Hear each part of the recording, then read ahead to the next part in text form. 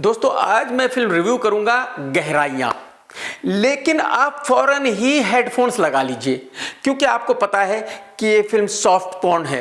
तो जाहिर सी बात है इसके रिव्यू में मुझे वैसे ही अल्फाज यूज करने पड़ेंगे। मैं आपको ये बता दूं कि इस फिल्म के प्रोड्यूसर हैं सेक्स के देवता करण जौहर और इस फिल्म के डायरेक्टर हैं करण के चेले शकुन बत्रा। इन लोगों ने ये फिल्म उन लोगों के लिए बनाई है जो हिंदुस्तान में 0.001% हैं। ये प्राणी हिंदुस्तान के कुछ बड़े बड़े शहरों में पाए जाते हैं जैसे मुंबई, दिल्ली, पूना, कलकत्ता। ये वो लोग हैं जिनको बीवी से प्यार होता है डिवोर्स होने के बाद।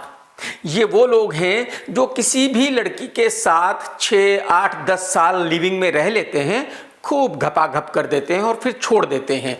और ना लड़की को एतराज होता ना लड़के को एतराज होता क्योंकि दोनों का मेंटल लेवल वही होता है। ये वही लोग हैं कि जब इनकी पार्टियां होती हैं तो उन पार्टियों में ये बीवी की और गर्लफ्रेंड की अदला बदली कर लेते हैं।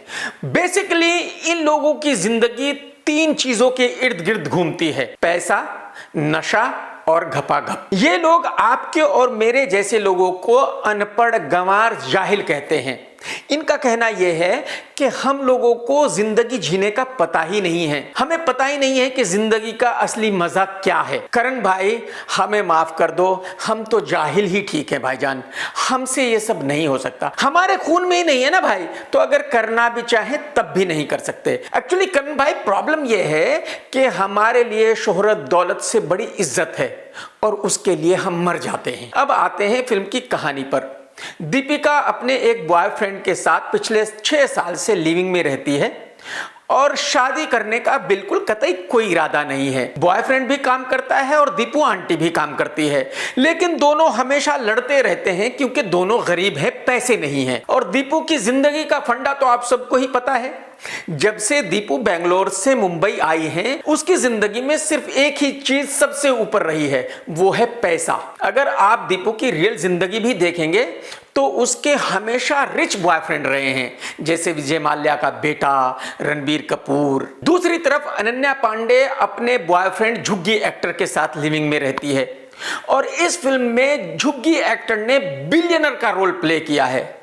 अरे करण भाई माफ कर दीजिए भाई साहब, उस झुग्गी एक्टर की शक्ल पे ही गरीब लिखा हुआ है, तो वो बिलियनर कैसे लगेगा यार? मतलब जब आपने उसको कास्ट किया था कुछ तो सोचा होता भाई, कुछ तो सोचा होता यार। अब जैसे ही दीपू की मुलाकात अनन्या पांडे के रिच बॉयफ्रेंड से होती है, वैसे ही दीपू उसके लिए लट्टू हो जाती है, उस पर मर मिटती है और बस उसके साथ घपाघप करने लगती है और गरीब बॉयफ्रेंड को छोड़ देती है। अब दीपू प्रेग्नेंट हो जाती है और उस अमीर बॉयफ्रेंड से शादी करना चाहती है। बट दीपू को यह पता होना चाहिए कि भाई अमीर लौंडे बड़े हरामी होते हैं, इतनी जल्दी कहां फंसते हैं।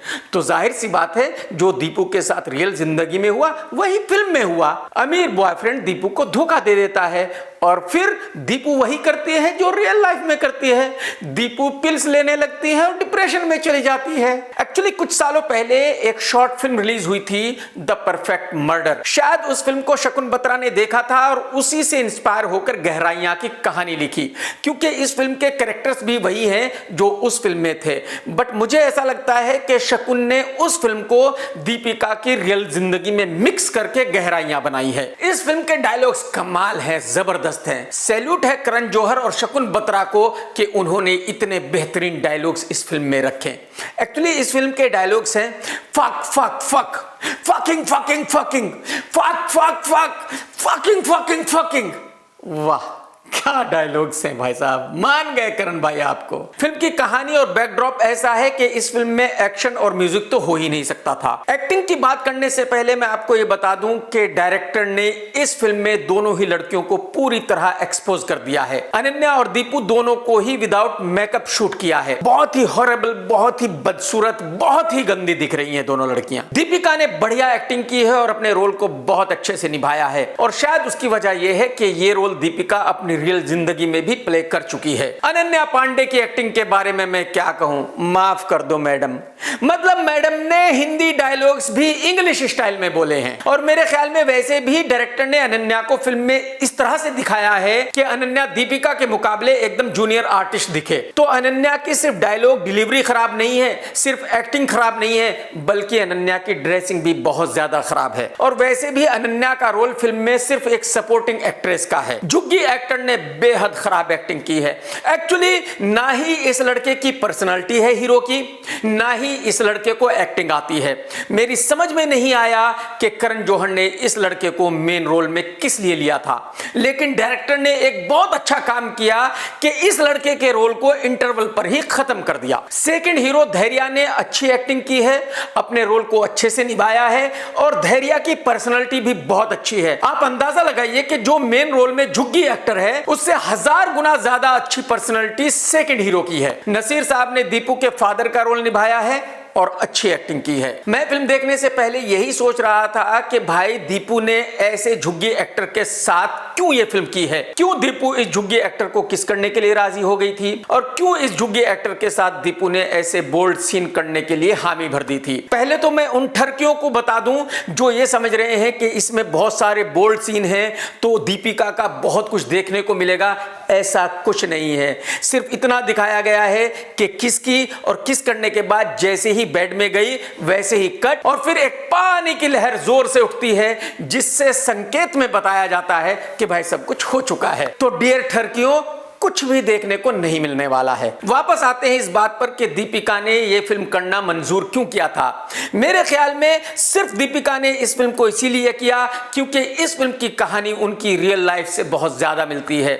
और मैं पहले भी बहुत दफा कह चुका हूं कि जब भी आप किसी एक्टर को एक ऐसी कहानी सुनाते हैं जो उसकी रियल लाइफ से मिलती हो तो उसको वो बहुत एक्साइट करती है, बहुत अच्छी लगती है और वो एक्टर फौरन ही उस फिल्म के लिए हाँ कर देता है। अगर मैं शकुन बत्रा के डायरेक्शन की बात करूं तो बहुत बढ़िया नहीं है।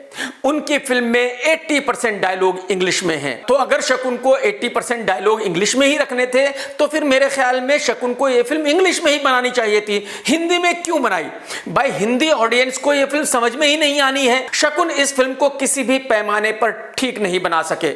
ना ही फिल्म में एंटरटेनमेंट है, ना ही फिल्म में थ्रिल है और ना ही फिल्म में वो सही से इमोशन दिखा पाए हैं। तो मेरे ख्याल में शकुन बत्रा का डायरेक्शन सो है। कुल मिलाकर यह फिल्म आम हिंदी फिल्म में देखने वाले दर्शकों के लिए एक टॉर्चर है। आम पब्लिक फिल्म को देखती है एंटरटेनमेंट के लिए और इस फिल्म का एंटरटेनमेंट से कोई लेना देना नहीं है। लेकिन फिल्म अमेज़न पर रिलीज हुई है तो जाहिर सी बात है अगर आपने सब्सक्रिप्शन लिया हुआ है तो आपको कुछ पे तो नहीं करना, फ्री में ही देखनी है। तो जब आपने सब्सक्रिप्शन लिया है, अमेज़न को पैसे दिए हैं, तो थोड़ा बहुत दुख तो आपको भी सहना ही चाहिए और आपको भी ये फिल्म देखनी ही चाहिए। मैं इस फिल्म को देता हूं 1 स्टार।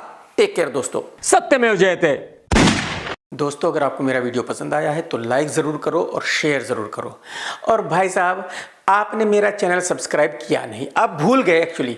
अरे भाई साहब, रोज़ाना आपको याद दिलाता हूँ कि चैनल सब्सक्राइब कर लो, फिर भी आप करते नहीं हो। अरे भाई साहब, नहीं, घंटी तो आपको दबानी ही पड़ेगी। अगर आप घंटी नहीं दबाओगे नोटिफिकेशन कैसे मिलेगा? आपको कैसे पता चलेगा कि मैंने नया वीडियो डाला है कि नहीं डाला?